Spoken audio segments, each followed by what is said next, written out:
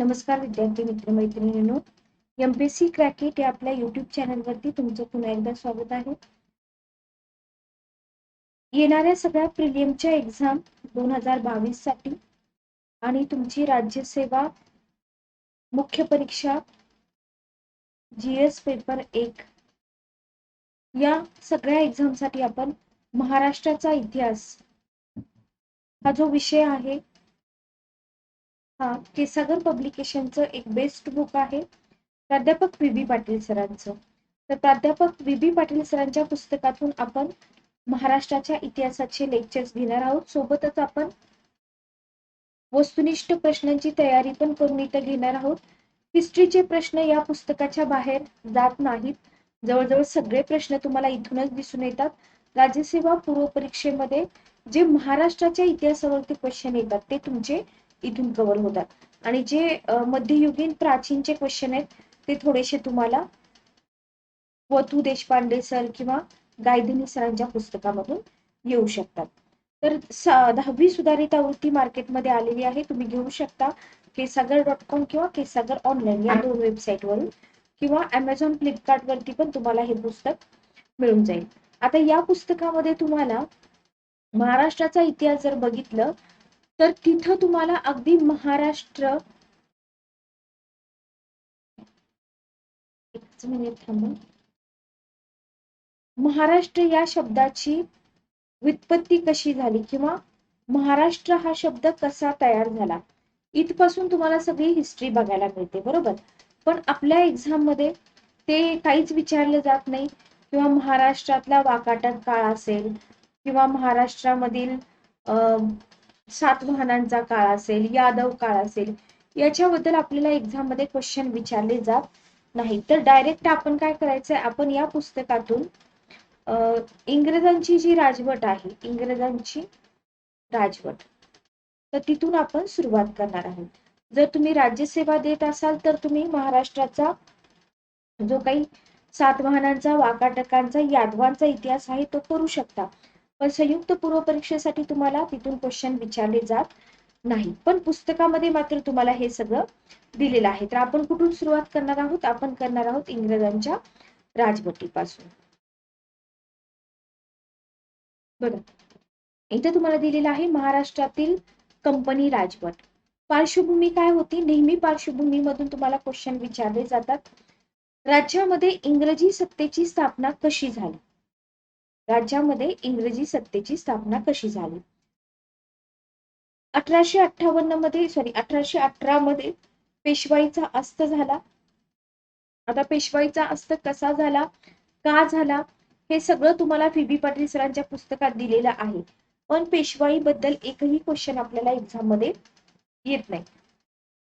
1818 मध्ये पेशवाईचा अस्त झाला आणि पेशवाईचा अस्त झाल्यानंतर महाराष्ट्रामध्ये इंग्रजी सत्तेची स्थापना झाली. ओके, मग याचा अर्थ असा आहे का की पेशवाईचा अस्त होण्याच्या पूर्वी ईस्ट इंडिया कंपनीने महाराष्ट्राच्या काही भागामध्ये आपले बस्तान बसवायला सुरुवात केली होती, तर केली होती. असं नाही की पेशवाईचा अस्त होण्यापूर्वी ईस्ट इंडिया कंपनीचा आणि आपल्या महाराष्ट्राचा काहीच संबंध आला नव्हता, तर असं नाही. याच्या आधी सुद्धा महाराष्ट्राच्या काही भागामध्ये कंपनीनं आपलं जे काही बस्तान आहे ते बसवायला सुरुवात केली होती, बरोबर. कंपनीनं काय केलं होतं बघा, भारतात सुरुवातीला ज्या 3 प्रांतांची निर्मिती केली होती त्याच्यापैकी कोणता प्रांत होता, मुंबई हा एक प्रांत होता. म्हणजे कंपनीनं भारतामध्ये काय केलं होतं, सुरुवातीला 3 प्रांतांची निर्मिती केली होती. त्या 3 प्रांतापैकी मुंबई हा एक प्रांत होता. ओके, आणि बंगाल आणि मद्रास हे इतर प्रांत होते. हे आपल्याला लक्षात ठेवायचं आहे. ईस्ट इंडिया कंपनीचा भारताशी व्यापार सुरू झाल्यावर सुरुवातीच्या काळामध्ये तिनं भारताच्या कोणत्या किनारपट्टीवरती, पश्चिम किनारपट्टीवरील काही महत्वाच्या ठिकाणी आपल्या वखारी स्थापन केल्या.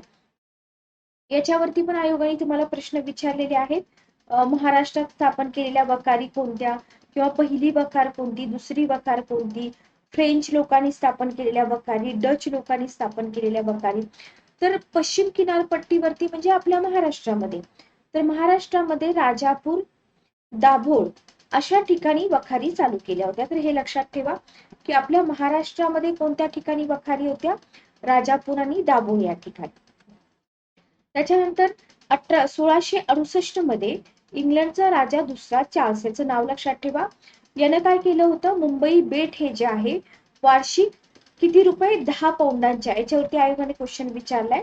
10 पौंडांच्या भाडेपट्टीनं ईस्ट इंडिया कंपनीकडे सोपवलं. म्हणजे इथं तुम्हाला काय सांगितलेलं आहे की महाराष्ट्रामध्ये इंग्रजांची एंट्री कशी झालेली आहे, बरोबर. तर 1668 मध्ये काय झालं होतं? इंग्लंडचा राजा होता दुसरा चार्ल्स, त्यानं काय केलं होतं? मुंबई बेट जे आहे ना 10 पौंडांच्या भाडेपट्टी तत्वाने ईस्ट इंडियाकडे सोपवलं होतं, बरोबर. आता हे ईस्ट इंडिया कंपनीची लोक म्हणजे यांनी मुंबई बंदराचं महत्व ओळखलं आणि त्यांनी काय केलं? त्या ठिकाणी आपला व्यापार वाढवायला सुरुवात केली आणि खूप कमी वेळामध्ये मुंबई शहर हे जे आहे हे इंग्रजांचं भारतातील एक प्रमुख केंद्र बनलं. आणि मग ईस्ट इंडिया कंपनीनं काय ठरवलं की मुंबईसाठी आपण स्वतंत्र गव्हर्नर नेमण्याची व्यवस्था केली पाहिजे. ओके, तर इथून तुम्हाला काय लक्षात ठेवायचंय? पहिली गोष्ट, महाराष्ट्रामध्ये इंग्रजी सत्तेची स्थापना कशी झाली, त्याच्यानंतर कोणते प्रांत निर्माण केले होते, महाराष्ट्रामधल्या वखारी कोणत्या होत्या, त्याच्यानंतर मुंबई बेट ईस्ट इंडिया कंपनीकडे कशा प्रकारे आलेलं होतं. तर ही आपण बघितली राज्यामध्ये इंग्रजी सत्तेची स्थापना. याच्यानंतर आहे मुंबई इलाखा. काही एक्झाम मध्ये तुम्हाला मुंबई इलाख्यामध्ये येणाऱ्या प्रदेशांचा समावेश विचारलेला आहे की खालीलपैकी कोणकोणत्या प्रदेशांचा समावेश मुंबई इलाख्यामध्ये होत होता. तर जेव्हा पेशवाईचा पाडाव झाला, पेशवाईचा पाडाव झाल्यानंतर पेशव्यांच्या नियंत्रणाखाली बऱ्याच मोठ्या प्रदेशाचा मुंबई इलाख्यात समावेश करण्यात आला होता. ठीक आहे, 1818 मध्ये आपण काय बोललो? पेशवाईचा पाडाव झाला होता असं बोललो.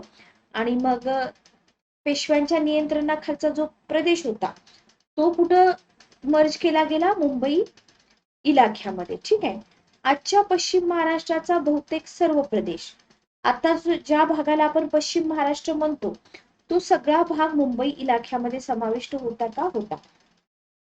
याच्याशिवाय काही गुजराती भाषिक प्रदेश आणि उत्तर कर्नाटकातील काही जिल्हे यांचा सुद्धा मुंबई इलाख्यामध्ये अंतर्भाव करण्यात आला होता. लक्षात ठेवा, मुंबई इलाख्यामध्ये फक्त पेशव्यांच्याच नियंत्रणाखालचा प्रदेश नव्हता, तर पश्चिम महाराष्ट्राचा बहुतेक सगळा प्रदेश, सोबतच गुजराती भाषिक, आपण संयुक्त महाराष्ट्र चळवळ वाचतो की नाही, की तिथं गुजराती भाषिक प्रदेश होता, उत्तर कर्नाटकातले काही जिल्हे होते.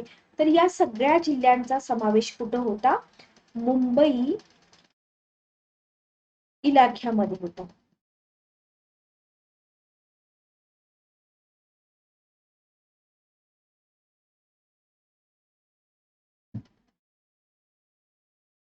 मुंबई इलाख्यामध्ये होतं. ठीक आहे, 1843 मध्ये काय झालं बघा. 1843 मध्ये इंग्रजांनी सिंध प्रांत जिंकून घेतला. ठीक आहे, आणि तो मुंबई इलाख्यातच सामील केला. म्हणजे आता इथं तुम्हाला काय काय मिळालं? इथं तुम्हाला मुंबई इलाख्यामध्ये जो काही प्रदेश समावेश होता त्या सगळ्या प्रदेशांची माहिती तुम्हाला इथं मिळाली. ठीक आहे, अशा प्रकारे तुम्ही म्हणू शकता की सिंध पासून ते बेळगाव धारवाड पर्यंत मुंबई इलाखा विस्तारला होता. तर सिंध पासून कुठपर्यंत? बेळगाव धारवाड पर्यंत. ओके, अर्थात या प्रदेशात काही संस्थानही अस्तित्वात होती. म्हणजे मुंबई इलाख्यामध्ये संस्थानांचा समावेश होता का? होता. पण आपल्याला माहिती आहे संस्थानिक हे तर ब्रिटिशांच्या अंडर होते, बरोबर. म्हणजे त्यांचं स्वातंत्र्य नावापुरतच होतं. म्हणजे खऱ्या अर्थाने इंग्रजी सत्तेचे मांडलिक असल्याने त्यांचा कारभार चालत होता. ओके, हे झालं मुंबई इलाख्याबद्दल. आता माउंट स्टुअर्ट एल्फिस्टन हे होते मुंबई इलाख्याचे गव्हर्नर. यांच्याबद्दल पण आयोगाने क्वेश्चन विचारलेले आहेत. तर माउंट स्टुअर्ट एल्फिस्टन इसवी सन 1899, डेट लक्षात ठेवा, मुंबई इलाख्याचे गव्हर्नर म्हणून नियुक्ती झाली. तर यांची नियुक्ती कधीची आहे? 1899 ची आहे. कधीपर्यंत पदावरती राहिले? 1827 पर्यंत राहिले. या कालावधीत त्याने अतिशय समर्थपणे मुंबई इलाख्याचा कारभार चालविला. ओके, 1819 ते 1827. एल्फिस्टन एक कार्यक्षम प्रशासक होता, उदारमतवादी विचारांचा होता, प्रजेविषयी आस्था होती, जिव्हाळा होता, जसं आपण लॉर्ड रिपन बद्दल वाचतो तसं. ओके, त्याच्यामुळं मुंबई इलाख्याच्या प्रशासनाची सूत्रे हाती घेतल्यापासून एल्फिस्टननं काय केलं होतं, प्रजेच्या हितासाठी आणि चांगल्या गोष्टी केल्या होत्या. तर आपल्याला इथं फक्त माउंट स्टुअर्ट एल्फिस्टनचा कार्यकाळ लक्षात ठेवायचा आहे आणि मुंबई इलाखा जो त्यांच्या हातामध्ये आलेला होता तो त्यांनी कशा प्रकारे हँडल केला. ओके, याच्यानंतर आहे सातारा डिक्लेरेशन, ज्याला आपण सातारची घोषणा असं म्हणतो. याच्यावरती पण आयोगाने क्वेश्चन विचारलेले आहेत. तर सातारची घोषणा काय होती बघा, जनतेचा विश्वास संपादन करण्याच्या धोरणाचा एक भाग म्हणून सातारची घोषणा, प्रोक्लेमेशन ऑफ सातारा म्हणतात त्याला, कोणी केली आणि कधी केली. तर कशासाठी केली होती, तर जनतेचा विश्वास संपादन करण्यासाठी. कोणी केली होती, एल्फिस्टनने केली होती. कधी केली होती, 10 फेब्रुवारी 1818 केली होती. ओके, आता या सातारा घोषणेमध्ये एल्फिस्टननी काय स्पष्ट केलं होतं, तर या घोषणेद्वारे त्याने आपल्या सरकारची नीती स्पष्ट करताना जनतेला आश्वासनं दिली होती. सातारा प्रोक्लेमेशन. तर काय सांगितलं होतं एल्फिस्टननी, की आपलं सरकार सुराच्या भावनेने राज्यकारभार करणार नाही. राज्यातील सर्व जनतेला किंवा जनतेच्या सर्व विभागांना समानतेची वागणूक देण्यात येईल. एल्फिस्टनने जनतेचा विश्वास संपादन करण्यासाठी 10 फेब्रुवारी 1818 सुप्रसिद्ध सातारची घोषणा केली. याला म्हटलं जातं प्रोक्लेमेशन ऑफ सातारा. ओके, सरकार येथील जनतेच्या धार्मिक आणि सांस्कृतिक बाबीत हस्तक्षेप करणार नाही किंवा धार्मिक बाबतीत सर्वांना आपापल्या धर्मानुसार आचरण करण्याचं पूर्ण स्वातंत्र्य राहील. चौथी इथं तरतूद त्यांनी सांगितली होती की सरकार राज्यामध्ये कायदा आणि सुव्यवस्था प्रस्थापित करण्यास आणि सर्वांना न्याय मिळवून देण्यास प्राधान्य देईल. ओके, कंपनी सरकारशी एकनिष्ठ राहणाऱ्या व्यक्तींच्या वतनांच्या सुरक्षेची हमी घेतली जाईल. बघा, कंपनी सरकारशी जे एकनिष्ठ राहणारे व्यक्ती आहेत त्यांच्या वतनांच्या सुरक्षेची हमी घेतली जाईल आणि आपलं सरकार कोणावरही जुलूम जबरदस्ती करणार नाही, अशा प्रकारची नीती किंवा अशा प्रकारची आश्वासनं सातारच्या घोषणेमधून एल्फिस्टनने जनतेला केलेली होती. ठीक आहे, आता एल्फिस्टनची ही जी घोषणा होती, एल्फिस्टनच्या या घोषणेमुळे काय झाले, येथील लोकांच्या मनात इंग्रजी राजवटीविषयी विश्वासाची भावना तयार झाली. एवढं सगळं सांगतात म्हणल्यानंतर आणि सरकारकडून लोकांना दिलासा देण्याचं कार्य या घोषणेनं केलं. बघा, एल्फिस्टनच्या घोषणेमुळे काय काय घडलं, लोकांच्या मनात इंग्रजी राजवटीविषयी विश्वासाची भावना तयार झाली, सरकारकडून लोकांना दिलासा देण्याचं कार्य झालं. एल्फिस्टनने देखील आपल्या कारकिर्दीत वरील आश्वासनांचं पालन करण्याचा प्रयत्न केला आणि त्याच्यामुळं इंग्रज सरकार आपल्या वचनाला पक्का आहे असं जो विश्वास आहे तो लोकांमध्ये तयार झाला. म्हणजे थोडक्यात काय, एल्फिस्टनने इथं लोकांचा विश्वास मिळवलेला दिसून येतो. कशाद्वारे, सातारची घोषणा. Okay, clear. चला पुढे जाऊया. पुढे आहे समाज कंटकांचा बंदोबस्त. आपण एल्फिस्टनचं कार्य बघतोय थोडक्यात. तर पेशवाईच्या काळामध्ये काय होतं बघा, एकदम असं अराजक परिस्थिती होती, बरोबर, चांगली परिस्थिती नव्हती त्यावेळेस. आणि या पार्श्वभूमीवर इंग्रज सरकारनं काय केलं, परिवर्तन केलं, लोकांना प्रभावित केलं.